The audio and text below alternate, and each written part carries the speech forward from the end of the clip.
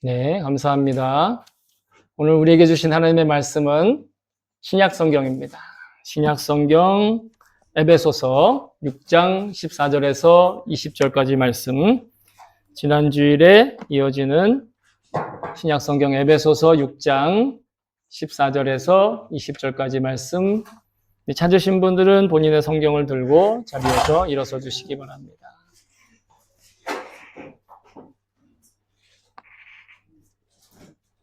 네, 되셨나요? 자, 그러면 우리 같이 한 목소리로 받들어 읽겠습니다. 시작! 그러므로 여러분은 진리의 허리띠로 허리를 동이고 정의의 가슴막이로 가슴을 가리고 버티어 서십시오. 발에는 평화의 복음을 전할 차비를 하십시오.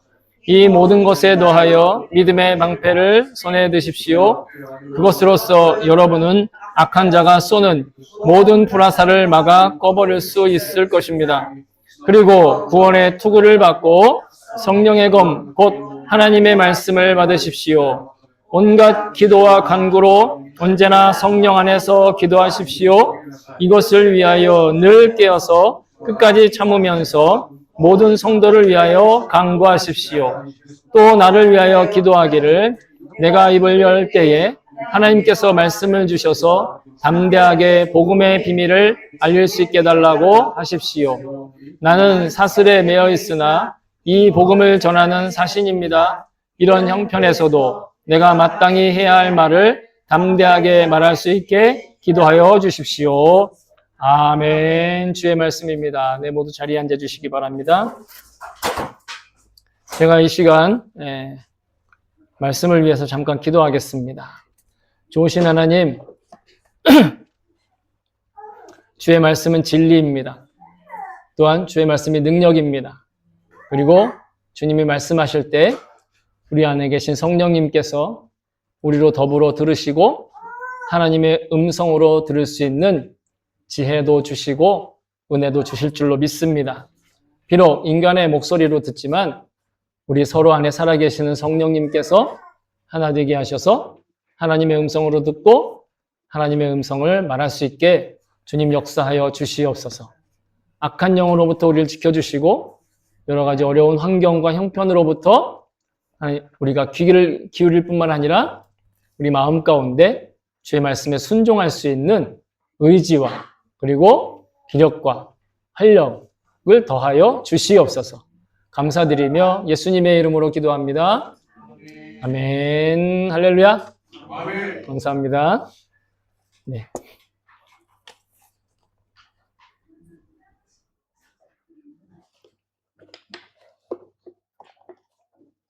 네, 오늘은 지난주에 이어서 예수님과의 행복한 동행 시리즈 7번째 메시지를 나눕니다.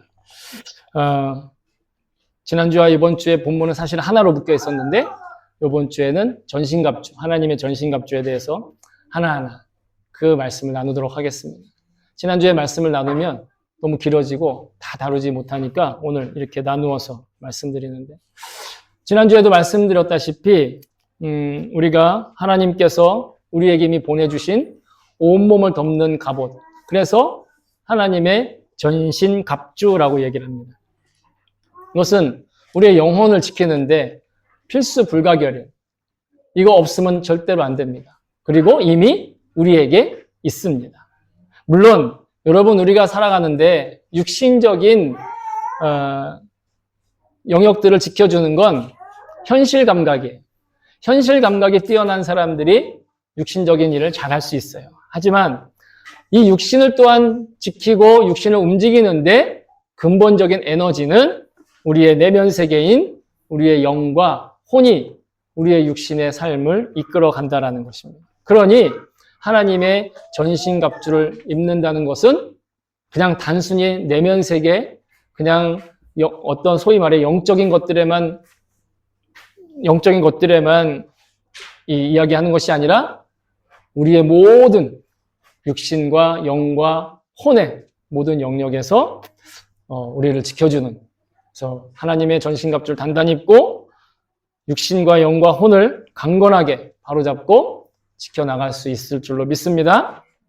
오늘의 본문은 우리의 온몸을 다 감싸는 갑옷으로 사도 바울이 비유해서 6가지 영적인 이건 능력입니다. 우리에게 영적인 능력이 있다라는 거예요. 그 영적인 능력이 뭐냐?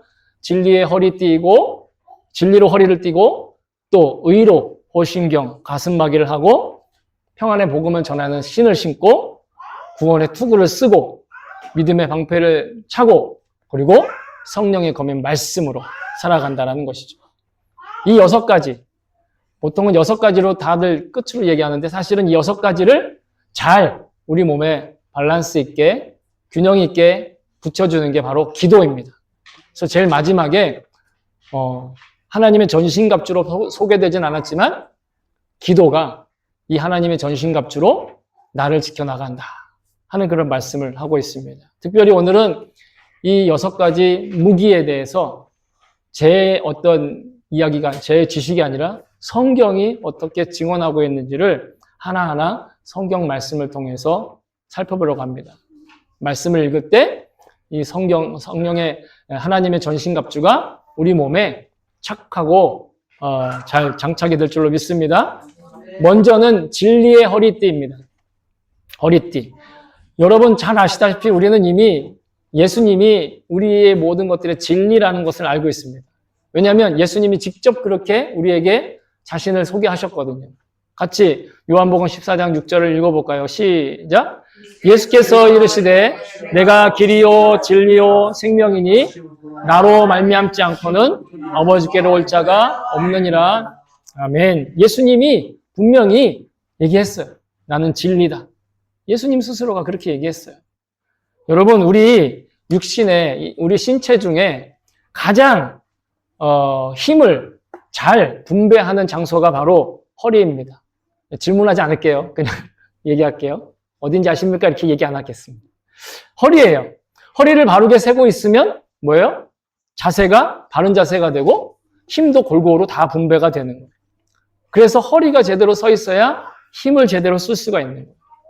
여러분 아직 올림픽 시기는 아닌데 올림픽 역도 경기 보시면 역도 선수들이 나올 때마다 자기 허리에다가 제일 튼튼한 벨트를 하고 나와요. 그죠? 뭐 챔피언 벨트도 아닌데 막 이렇게 아주 튼튼하게 하고 나오잖아요. 생각 같아서는 역도니까 어깨에 힘이 많이 들어갈 것 같잖아요. 팔에 힘이 더 필요할 것 같잖아요. 그런데 역도 선수들은 어깨나 팔에다 보호장구를 하지 않고 어디에다 보호장구를 하느냐? 허리에다 하는 거예요. 왜? 허리에서 힘이 다 퍼져 나오기 때문에. 야구에서도 이 야구 선수들 가운데 홈런을 많이 치는 선수들, 그 사람들의 움직임을 보면 허리의 돌림이 아주 유연하다라는 거예요. 골프 칠 때도 마찬가지죠. 질문 안 한다고 그랬는데. 여러분 골프 치시는 분들은 아실 거예요. 허리가 얼마나 중요한지. 여러분 이 진리의 허리띠를 띠라는 건 그러니 우리의 삶의 무게중심이 우리의 삶의 무게중심인 허리 쪽에 진리이신 예수님을 붙들어 매야 된다는 거예요. 진리이신 예수님의 자기 인생의 중심을 놓아야 한다는 거예요. 자기 인생의 무게중심을 엄한 데다 놓지 말고 진리이신 예수님께 붙들어 매고 거기에 올려놓아야, 거기에 탁하니 장착해 놓아야 삶에 흔들리는 일이 있더라도 무너지지 않고 넘어지지 않는다는 거예요. 아니 혹 무너지고 넘어졌더라도 다시 일어날 수 있어요. 이게 삶의 무게중심을 예수님께 둔다라는 거예요. 우리가 뭔가를 선택할 때, 우리가 어떤 것들을 할 때 마귀의 유혹이 아닌 예수님의 말씀으로 붙들 수 있을 때 비로소 때론 넘어지더라도 다시 일어날 수 있고, 그러나 원칙적으로는 절대 넘어지지 않고 흔들리는 한이 있더라도 넘어지지 않는 그런 삶을 지켜나갈 수 있다는 거예요. 두 번째로는 의의 호심경이라고 하는데, 여러분 호심경이라는 말은 무슨 거울 이렇게 여겨질지 모르겠지만 사실은 가슴막이를 얘기하는 거예요. 내 가슴 앞을 막는 거예요. 마치 방탄조끼와 같아요. 방탄조끼를 입고 있으면 총알이, 그죠? 뭐 정면으로 쏘고 가까이서 쏘면 방탄조끼도 뚫리지만 그렇지 않은 이상은 방탄조끼가 웬만한 총탄을 그리고 칼을 다 막아주잖아요. 우리의 가슴을 보호해요. 우리의 심장을 보호하는 겁니다. 우리 이 가슴 부분을 지켜야 심장을 지킬 수 있는데 우리의 심장을 지킨다는 건 어떤 의미가 있냐면 마음을 지킨다는 의미가 있어요. 요즘에는 마음 그러면 대부분 여기를 가리킵니다. 그죠? 요즘에는 뇌과학이 발전을 해가지고. 그러나 옛날에는 마음을 어디로 표현했느냐? 심장으로 표현했어요. 자기 마음이 움직일 때 심장이 요동하는 걸 느끼거든요. 중요한 건 이 심장은 우리의 의지를 뜻하는 거예요. 심장은 우리의 의지예요. 우리의 의지를 의로운 가슴막이로 덮는다라는 거예요. 우리의 의지를 불의한 곳에 두지 않고 정의로운 곳에 두는 거예요. 여러분, 예수님께서 우리의 의로움을 지켜주기 위해서 이 땅에 오셨습니다. 성경은 우리에게 이렇게 말씀하십니다. 같이 읽어볼까요? 시작! 너희는 하나님으로부터 나서 예수 그리스도 안에 있고 예수는 하나님으로부터 나와서 우리에게 지혜와 의로움과 거룩함과 구원함이 되셨으니 아멘. 우리의 의로움이 되셨다는. 또한 로마서에는 이렇게 적혀 있습니다. 같이 읽겠습니다. 시작. 곧 이때에 자기의 의로우심을 나타내사 자기도 의로우시며 또한 예수 믿는 자를 의롭다 하려 하심이라. 아멘. 예수님께서 하신 역사는 예수님만 의로운 게 아니라 예수님으로 예수님을 믿는 사람들에게 의롭다 하시기 위해서 자신의 사역을 이루셨다라는 거예요. 자기의 십자가를 이루셨다라는 거예요. 여러분, 그리스도인의 소명은 무엇입니까? 어떤 그리스도인이든 다 각자의 소명이 있는 게 아니에요. 우리는 단 하나의 소명이 있는데 그게 바로 거룩한 삶이라는 소명을 가지고 살아가는, 불의한 일에서 혹은 부조리한 일에서 우리는 거리를 두면서 살아야 그 소명을 제대로 지킬 수가 있다라는. 근데 여러분, 하나님을 안 믿는 대부분의 사람들, 그리고 일상의 모든 사람들이 대부분의 모습들을 보세요. 자기의 이익이 된다고 하면, 자기에게 이기적인 일이 자기의 이기심을 채울 수 있다고 한다면 부조리한 일도 불의한 일도 서슴없이 하면서 자기를 합리화하죠. 어쩔 수가 없는 거야. 세상에 살려면 이렇게 할 수밖에 없어. 누구라도 다 그렇게 할 거야 라고 스스로를 합리화해요. 관행이라는 말로 하고 관습이라는 말을 하고 습관이라고 하는, 세상 다 그렇게 살아가는 거야 하면서 비리와 부조리한 일들로 자신의 영혼을 팔 뿐만 아니라 이 땅의 사회에도 큰 해악을 끼치는 일이 너무도 많이 있어요. 여러분, 돈 벌기 위해서라면 남 속이는 것도 서슴없이 아주 그냥 자연스럽게 저지를 수 있는 게 우리의 탐욕이에요. 이건 세상의 이야기가 아니라 사실 우리가 그렇다라는 거예요. 인간의 탐욕은 자기의 이기심을 채우기 위해서라면 남을 속이는 일도 서슴없이 저질 수 있어요. 그러니 마귀가, 여러분 그걸 너무 잘 알고 있습니다. 그래서 마귀는 우리의 탐욕을 이용합니다. 우리의 이기심을 이용합니다. 그리고 그걸로 꼬십니다. 유혹합니다. 그리고 불의한 일을 저지르게 해요. 부조리한 일을 저지르게 해요. 어쩔 수 없이 그렇게 하게끔 만들어요. 그래 놓고 실제로 마귀의 속임에 따라 부조리한 일, 불의한 일을 저지르고 나면 어떻게 합니까? 누가 고발해요? 여러분, 예수님이 고발하는 거 아니에요. 성령님이 고발하는 게 아니에요. 마귀가 고발해요. 마귀가 우리를 꼬드겨 놓고 마귀가 우리를 고발한다고요. 그게 마귀의 계략이에요. 그러니까 마귀는 처음에 좋은 걸 줄 것처럼 얘기하다가 결국은 우리의 영혼을 빼앗아 지옥으로 데려가거든요. 여러분 안심하세요. 이때 우리의 변호사가 나타나요. 누구냐? 성령님이 우리의 변호사. 아멘. 마귀가 우리를 꼬셔서 우리가 죄짓게 하고 우리를 지옥에 건져려고 고소를 하는데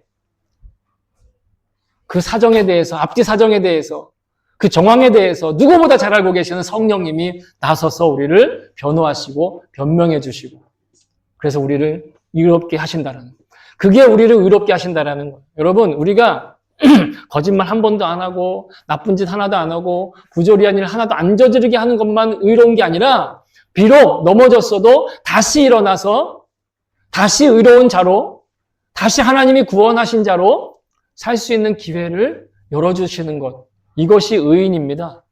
이것이 우리를 의롭게 하는 거예요. 이게 예수님의 십자가가 하신 일이에요. 우리는 회개함으로써 다시는 죄를 또 안 저지르는 그런 강력한 사람이 되는 것도 좋지만 혹 그렇게 못하더라도 우리는 죄와 상관없는 죄와 관계가 단절된 사람으로 살게 하시는 것, 이게 성령님이 하시는 일. 이게 예수님의 용서가 하시는 일이에요. 그리고 이것은 하나님의 계획이에요. 요한복음 8장 1절부터 11절에 보시면 잘 들으세요. 요한복음 8장 1절에서 11절이에요. 거기에 누가 나오냐? 가늠하다 현장에서 잡힌 여인이 나와요. 이 여인이 잘한 거예요? 못한 거예요? 죄를 저질렀어요. 그러나 예수님은 그 여인을 용서하셨어요. 그리고 뭐라고 하셨어요? 내가 용서했으니 가서 또 죄 저질러라. 가서 또 간음해라. 가서 또 간통해라. 아니요. 내가 너를 용서했으니 이제는 다시 가서 죄 짓지 마라. 이건 뭐냐면 죄와 상관없는 사람으로 다시 살라는 거예요. 죄와 관계없는 사람이 되었으니 이제는 죄와 상관없이 살아라. 우리가 의인이 된다라는 건 의로운 일을 많이 하게 된다라는 거, 착한 일 많이 하게 된다라는 거. 그것도 중요하지만 그것보다 더 중요한 건 이제는 의로운 행위가 아닌 죄와 상관없는 정체성으로 살아가게 됩니다. 여러분, 이게 용서의 능력입니다. 우리가 그런 용서를 받았다라는 거예요. 우리가 그런 은혜를 받았다라는 거예요. 세 번째로 복음의 신발을 신습니다. 근데 이 복음은 평안의 복음이라고 말하고 계십니다. 평화의 복음이라고 말하고 있어요. 평화의 복음은 바로 예수님 당신 자신입니다. 예수님이 그 평화의 복음, 그 순수한 그대로예요. 그 자체세요. 요한복음 14장 27절에 뭐라고 적혀 있는지 같이 한번 읽어볼까요? 시작. 평안을 너희에게 끼치노니 곧 나의 평안을 너희에게 주노라. 내가 너희에게 주는 것은 세상이 주는 것과 같지 아니하니라. 너희는 마음에 근심하지 말고 두려워하지도 말라. 아멘. 예수님이 우리에게 평안을 주신다. 평강을 주신다. 평화를 주신다 그랬어요. 평화. 어떤 평화냐? 하나님과 우리 사이의 평화예요. 예수님께서 친히 우리를 평안하게 하시고 평화롭게 하세요. 우리가 하나님과의 관계가 회복되어야 안심하고 우리 마음의 평화를 누리는 거예요. 예수님께서 십자가를 지신 것이 바로 하나님과 우리 사이에 평화를 이루고 더 이상 불안하지 않고 안심하며 죄와 상관없는 존재로 살게 하신 거예요. 에베소서 2장 16절입니다. 같이 읽어볼까요? 시작. 또 십자가로 이 둘을 한 몸으로 하나님과 화목하게 하려 하심이라.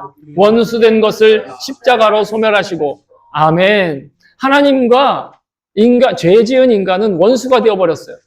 그런데 그 사이를 예수님의 십자가로 메워주셨어요. 그래서 이제 우리는 하나님과 화평하게 되었고 하나님과 관계에 있는 사람이 된 거예요. 그게 진정한 평화입니다. 그게 진정한 평강입니다. 그게 진정한 평화입니다. 복음은 그래서 예수 그리스도이십니다. 예수 믿는 사람들조차도 예수 믿고 나서 뭔가를 더 얻어야만 복받은 거라고 축복이라고 그렇게 오해할 때가 있어요.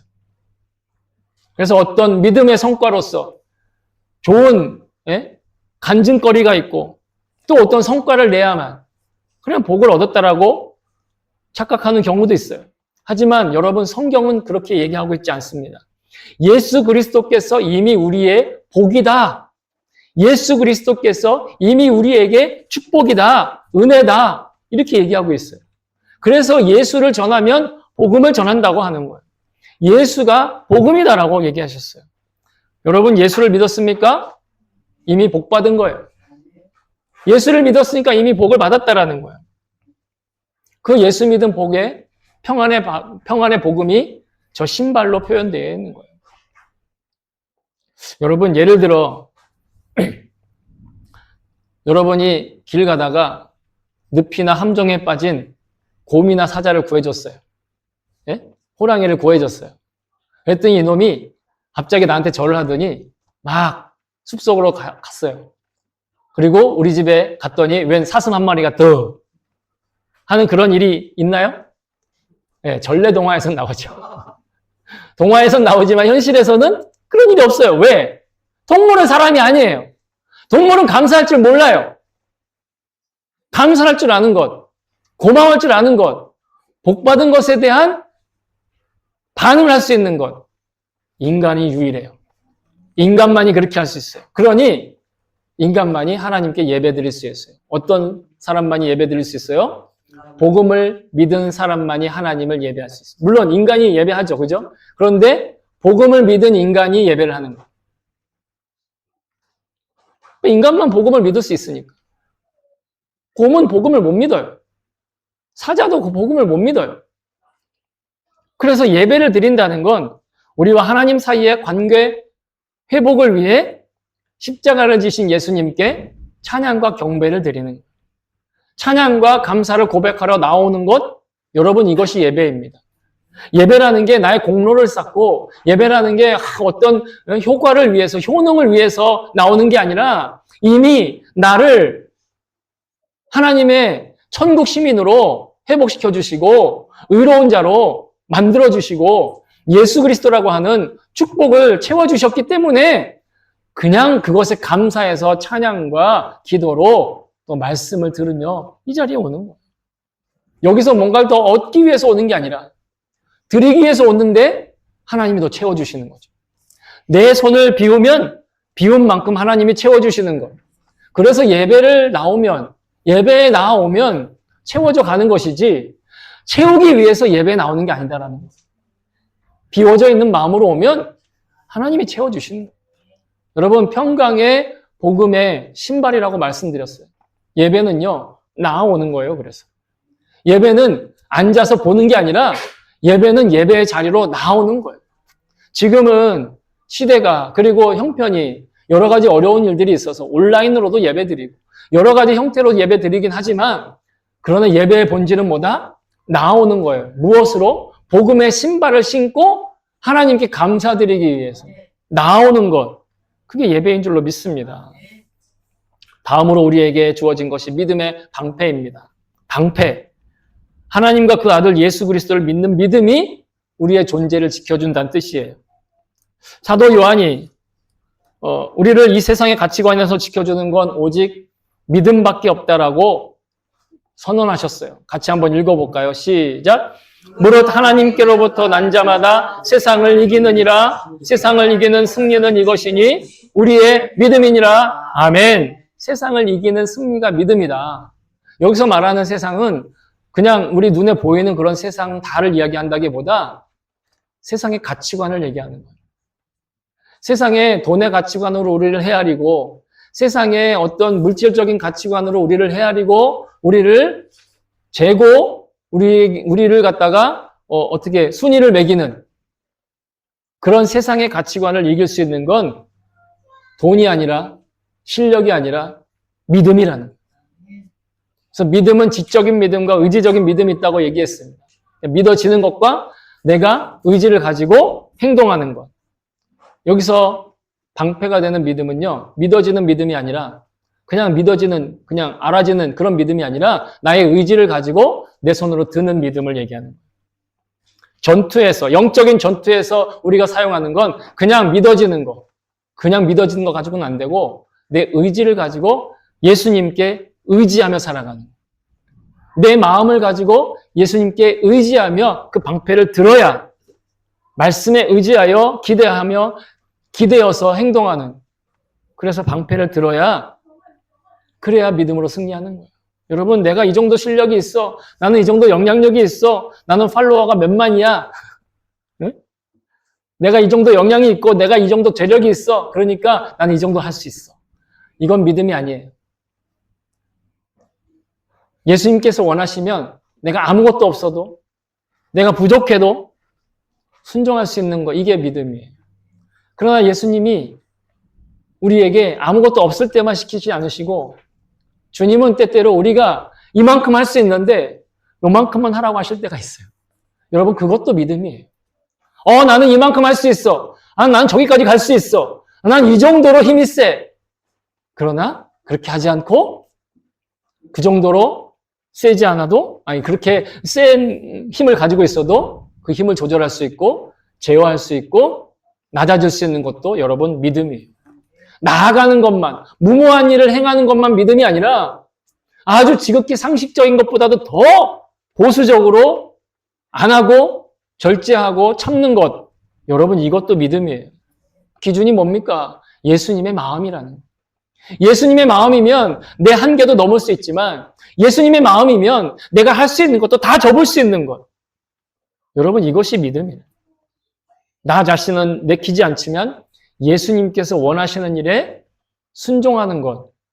여러분, 이것이 의지적인 믿음이고 이 믿음의 방패가 세상의 가치관으로부터 나를 지켜주시고 나의 소망이 되고 나의 유익함이 되고 결국은 나의 능력과 실력을 예수님이 지켜주시는 거예요.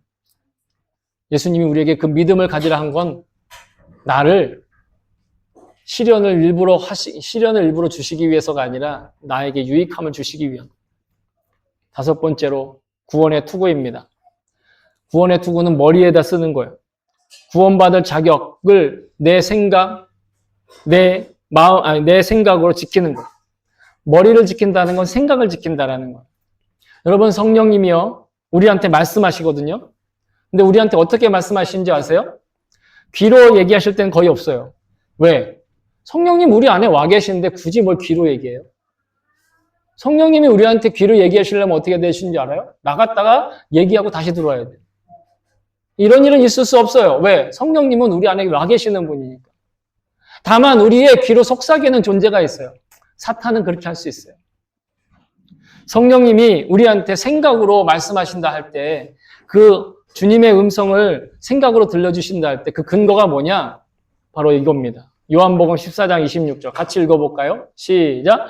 보혜사 곧 아버지께서 내 이름으로 보내실 성령 그가 너희에게 모든 것을 가르치고 내가 너희에게 말한 모든 것을 생각나게 하리라. 아멘. 예수님이 말씀하신 것, 예수님이 말씀하신 기록된 것 생각나잖아요. 성령님이 우리한테 말씀하시는 거예요. 성령님이 우리에게 음성을 들려주시는 거예요. 그런데 우리 안에 계신 성령님도 생각으로 말씀하시지만 사탄도 때때로 우리의 환경과 형편을 통해서 우리에게 악한 생각을 넣을 수도 있고 우리에게 악한 생각을 하게끔 할 수도 있어요. 그러니까 우리는 생각을 잘 분별해야 돼요. 여러분, 대표적인 예가 누구냐? 가룟 유다. 예수님을 팔아넘긴 가룟 유다를 사탄이 어떻게 사용했느냐? 보여드릴게요. 요한복음 13장 2절에 이렇게 기록되어 있어요. 같이 읽어볼까요? 시작. 마귀가 벌써 시몬의 아들 가룟 유다의 마음에 예수를 팔려는 생각을 넣었더라.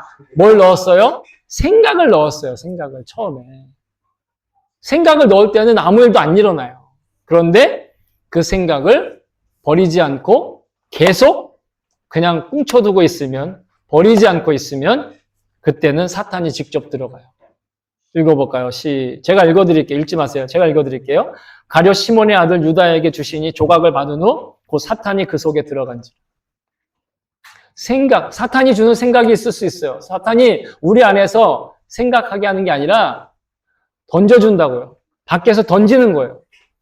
근데 그 생각을 넙죽 받아서 죽고 싶어. 왜 이렇게 안 돼? 이러면 이렇게 하면 안 돼. 죽이고 싶어. 괴로워 죽겠어. 이런 생각 던져주면 그거 품고 있으면 안 된다라는 거예요. 버려야 돼요. 밖으로 다시 버려야 돼요. 여러분, 우리가 구원받은 자의 정체성을 생각으로 지키는 거예요. 주님이 우리에게 말씀하실 때 그 말씀은 생각으로 오고 그 생각을 잘 지켜야 돼요. 그래야 그 생각을 지키지 않으면 사단이 속여도 이게 속이는 건지 유혹하는 건지 혹은 이거 내 생각인지 헷갈린단 말이에요. 헷갈리지 않으려면 성령님의 말씀에, 성령님이 주시는 생각에, 성경의 약속의 말씀에 계속 귀를 기울이고 마음으로 그 생각을 붙들어야 돼요. 그러면 넘어졌다가도 다시 일어나서 회개하여 다시 시작할 기회가 있는 거예요. 그러나 그렇게 하지 않으면 넘어진 채로 자포자기하고 내버려 두게 되면 결국 사탄 따라서 내가 가지 말아야 될 지옥까지도 가게 된다는 거예요. 그래서 베드로는 우리에게 이렇게 말합니다. 같이 읽어볼까요? 시작. 너희는 말세에 나타나기로 예비하신 구원을 얻기 위하여 믿음으로 말미암아 하나님의 능력으로 보호하심을 받았느니라. 아멘. 하나님의 능력으로 우리는 보호하심을 받아요. 네, 생각을 붙들고 있어요. 주변의 일상에서 일들이 어수선한 일들이 많이 생겨요. 특히 영적 전투가 치열할 때 꼭 그런 일들이 그 타이밍에 꼭 일어나요. 그때 우리는 구원받은 자의 생각, 내가 구원받은 자라는 하는 생각 온전히 붙들어야 될 줄로 믿습니다.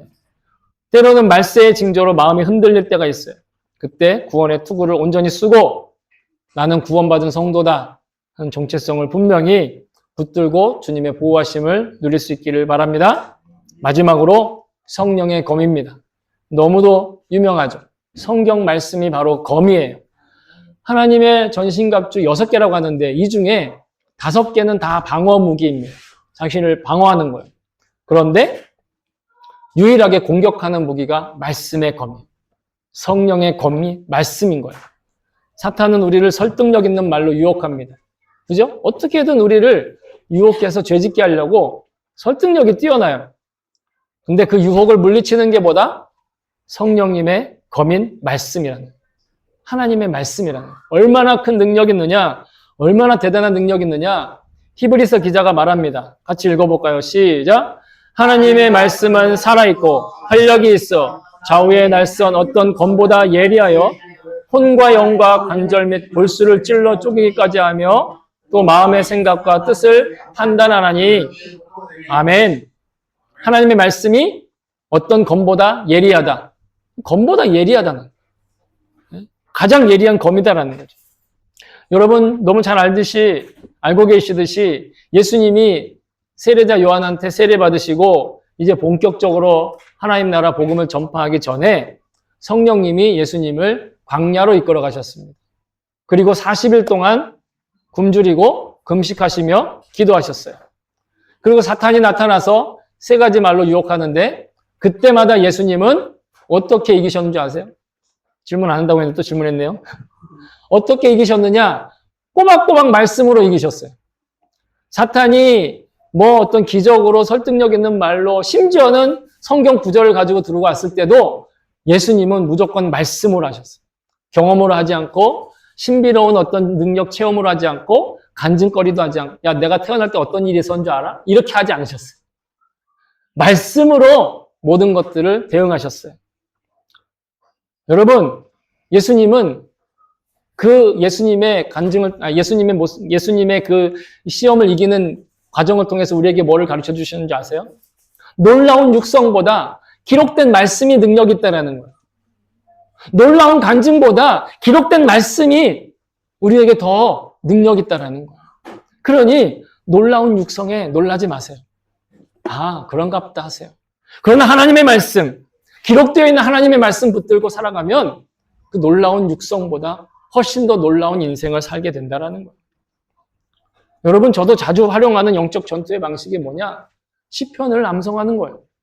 시편을 다 암송할 수도 있지만 한 구절만 암송해도 돼요. 복 있는 사람은 악인들의 꾀를 따르지 아니하며 이 한 구절만으로도 괜찮아요. 여호와는 나의 목자시니 이 한 구절만으로도 괜찮아요. 지존자의 은밀한 곳에 거주하는 자여 이 한 구절만이라도 괜찮아요. 어려운 상황이 생겼을 때, 영적 전투라고 생각될 때 그때 마음속으로 선포하세요. 읊조리세요. 그러면 주님께서 저를 위로하시고 다시 기회를 맡겨주시고 다시 우리에게 힘을 주신다라는 발견하게 된다라는 것입니다. 하나님의 전신갑주는 이렇게 우리의 몸에 분명히 가득 채워져 있어요. 사도 바울은 그래서 끝으로 계속 기도할 것을 얘기합니다. 이 하나님의 전신갑주를 자기 몸에 잘 맞는 옷으로 잘 입고 다니기 위해선 포기하지 않고 기도하는 일이 필요해요. 그리고 그렇게 기도하면서 복음 전도를 위해서 기도해달라고 또한 요청하고 있습니다. 여러분, 전신갑주를 입고 영적 전투를 한다는 거 오해하면 누군가와 영적인 일로 논쟁하거나 아니면 영향력을 겨루거나 그것들을 자랑하는 것으로 착각하기 쉬운데 그렇지 않아요. 누군가 옳고 그름을 따지며 시비를 가리는 게 아니에요. 영적 전투에 임한다는 건 복음 전도하는 거와 마찬가지예요. 그 존재 자체로 복음을 전하는 거와 마찬가지라는 거예요. 우리는 하나님의 전신갑주를 입고 지난주에도 말씀드렸지만 사람과 싸우는 것이 아니라 사탄 곧 마귀와 싸우는 것이다. 그래서 사탄을 상대하러 하는 사탄과 상대하는 일이기 때문에 우리가 영적 전투를 한다는 건 복음을 우리를 통하여 복음이 전화되고 전파되고 있다는 거예요. 물론 직접 길에 나서서 복음 전도지를 선물하면서 티슈도 선물하면서 예수님을 믿으십시오. 예수님이 당신을 사랑하십니다. 예수님이 우리의 유일한 구세주이십니다. 말하는 게 가장 베스트죠. 하지만 우리가 그럴 용기도 없고 형편도 안 될 때 있다 하더라도 여러분 걱정하지 마세요. 예수님의 손잡고 영적인 하나님의 전신갑주를 입고 살아가는 그 일의 연습과 훈련을 포기하지 않는 것. 넘어졌더라도 다시 일어나고 흔들리더라도 제자리를 다시 찾는 그 모습이 바로 복음 전도의 여러 다양한 모습 중에 하나가 되는 거예요. 왜냐하면 하나님께서는 영적 전투를, 영적 전쟁을 포기하지 않은 성도의 삶을 지금도 인도하고 계시고 지키고 계시기 때문이죠. 영적 전투에서 나를 지키신 하나님의 역사가 곧 복음 전도를 완성해 나아가는 구원과 전쟁의 승리가 되는 것입니다. 우리의 능력으로 실력으로 서열을 매기고 어떤 지위에 올라야만 하나님께서 인정하시는 마치 어떤 이단이 얘기하는 것처럼 그건 복음이 아니에요. 그건 하나님의 뜻도 아니에요. 하나님은 우리의 서열을 매기를 원하지 않으세요. 사랑하는 성도 여러분, 마귀가 오는 사자와 같이 우리를 삼키려고 갖은 모략과 거짓과 계략으로 속이며 일하고 있습니다. 부지런히 아주 열심히 일을 하고 있죠. 하지만 우리에게는 예수 그리스도라는 이름의 진리가 있고요. 의로움이 있고요. 평화의 복음이 있고 구원이 있고 믿음이 있습니다. 더구나 마귀의 유혹과 속임을 물리칠 말씀도 이미 우리에게 있습니다. 저와 여러분이 세속의 혼란과 또 말세의 징조와 그리고 속임수가 넘치는 이 복잡하고 어지러운 일상에 흔들리더라도 결코 포기하지 않기를 주님은 원하고 계십니다. 그래서 주님의 전신갑주를 우리에게 입히시고 모든 위험한 상황에서도 안심할 수 있도록 우리를 지켜주고 계시는 것입니다. 유혹의 폭풍 가운데서 우리를 지키시는 예수 그리스도의 임재를 실감나게 체감하실 수 있기를. 지금 마치 밖에 어마어마한 폭우가 내리고 있지만 안전한 이곳 예배당에서 예배를 드릴 수 있는 이 모습과 같은 이 안심을, 이 평안을 일상 가운데서도 누리고 그래서 주님과 행복하게 동행하는 저와 여러분 되실 수 있기를 다시 한번 주님의 이름으로 축복합니다. 아멘.